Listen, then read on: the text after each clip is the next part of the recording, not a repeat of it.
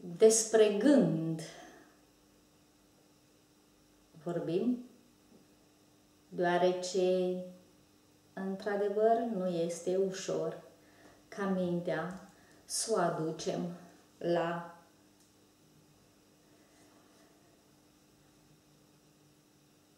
burta, la locul nașterii,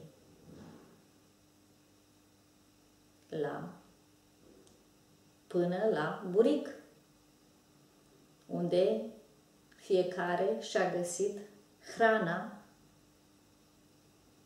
noului trup.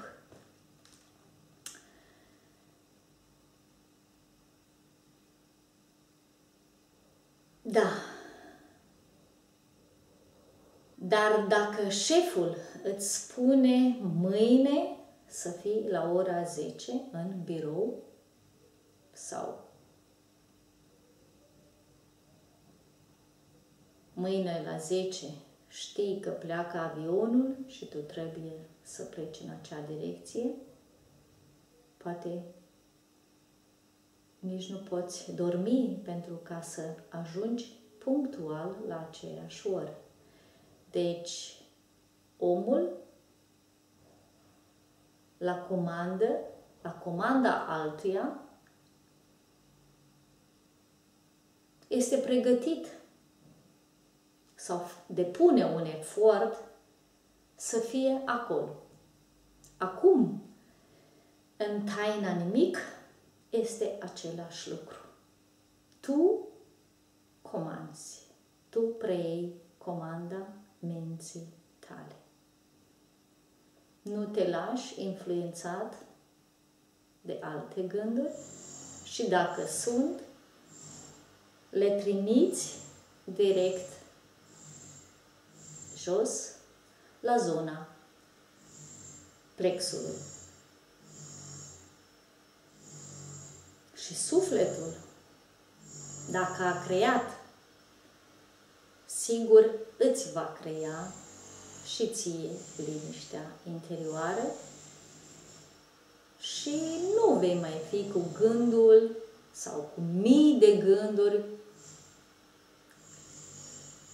în neliniște sau nu vei mai fi numai pentru alții, ci și pentru tine. Vei fi acolo unde îți este locul, acolo unde îți este liniștea. Și împreună, suflet și spirit, acel vântuleț care adie și cu energia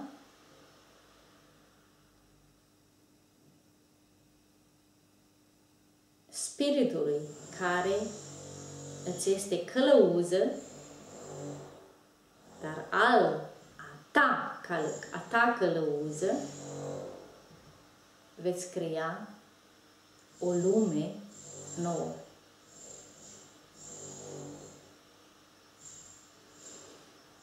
Asta dorim în meditația